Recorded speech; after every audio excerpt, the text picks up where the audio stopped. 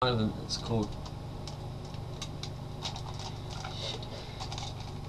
Depth Charger, which is basically a one-man submarine. There were two other Centurions that are quite rare, the toys anyway. John Thunder, who was a stealth specialist, and Rex Charger, who's an energy specialist. And John Thunder was meant to be an Apache Indian, so his assault weapon systems were, and he only had two sort of Apache type names.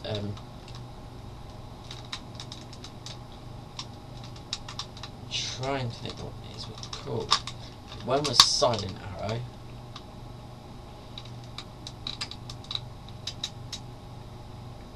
And he's got another one, Wind Charger.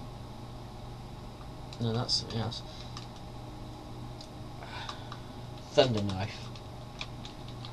Rex Chargers were the Electro Charger back, which was basically a gun and a missile launcher. And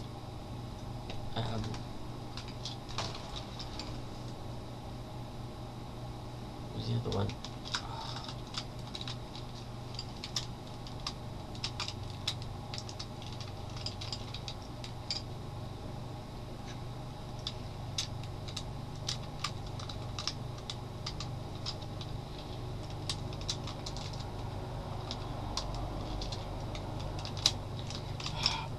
You know what?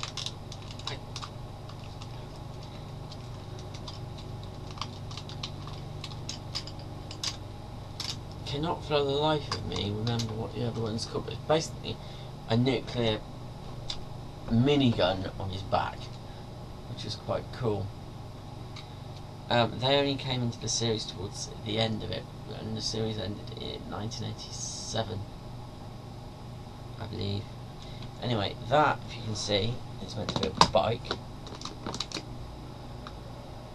is Wild Weasel. What a name, eh? And if I move that, that shows you the sprocket I was on about, the spinny bit. Now they could combine different bits of these weapon systems as well. Like often you'd see in the series, Jake replace that with the missile launcher off of Fire Force, although it doesn't work properly on the actual toy, which is annoying.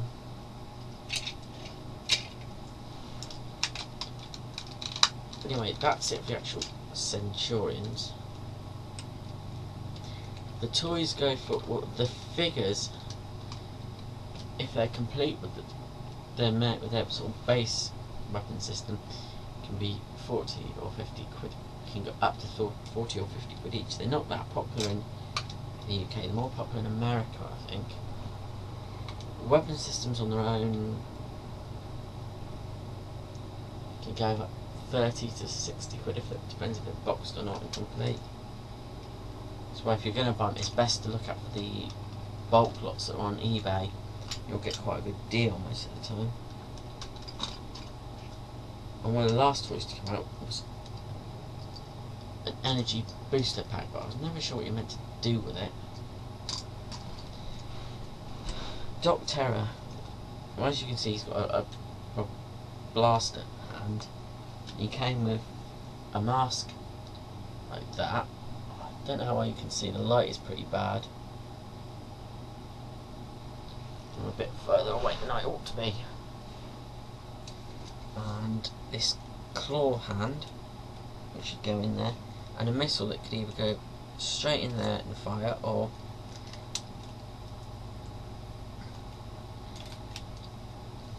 go together like that and fire like that. I mean, that was absolute shit.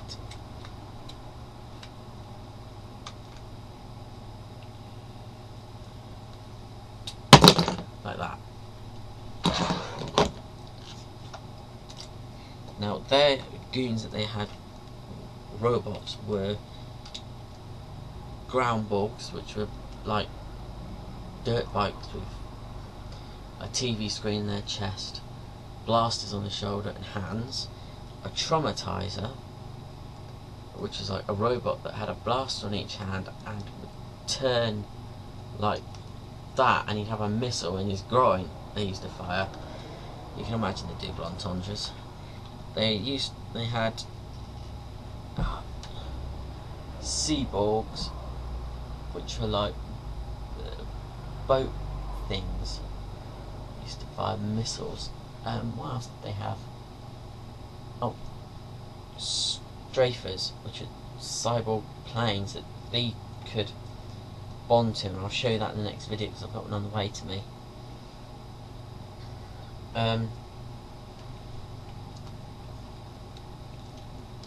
Also, this cyborg brain, if you move it around, will move his arm up and down. Now it's a bit different with Hacker. He's got a helmet as well, but what you could do is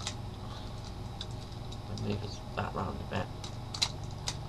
You could wind up his arm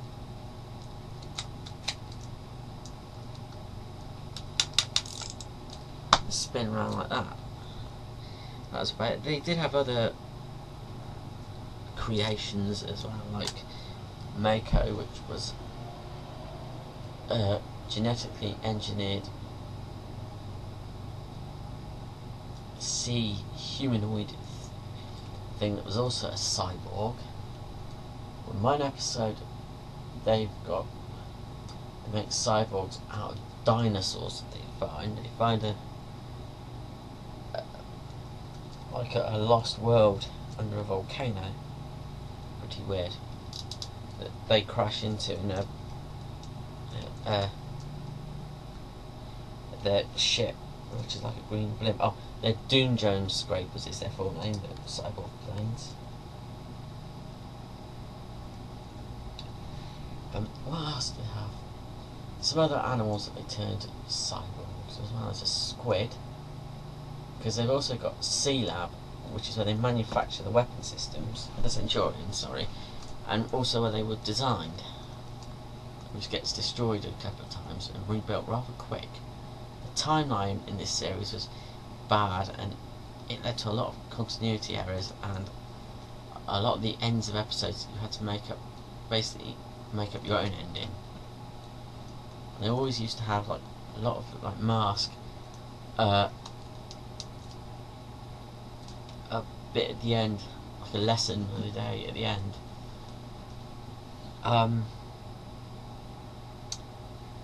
There are a few episodes where they're not facing two cyborgs as well, where they face an energy draining alien thing in one of the first episodes, like a giant space cat thing. And there's other things as well. He's got the odd other cyborg lieutenant that was never made into a toy.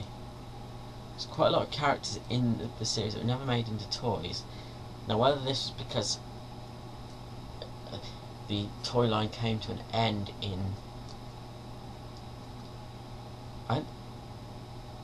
they stopped designing them in 1987. They kept making them to 1988.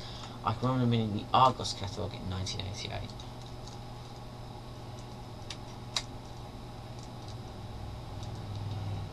Well, that was one of the other big enemies. An accident happens in an episode called Better Half.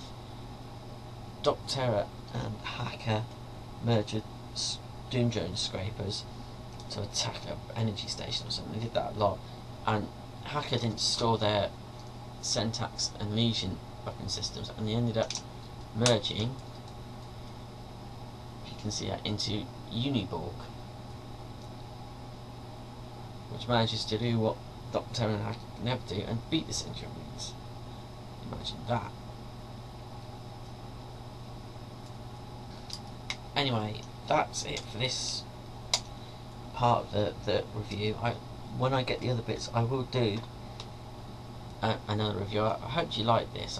I'd like to do more reviews like this with different toys, but I haven't got that many 80s toys. I'd like to get some Mask and stuff, and Mantiforce maybe, some G.I. Joe figures sometime. But that's it this time. Till next time, you know the rest.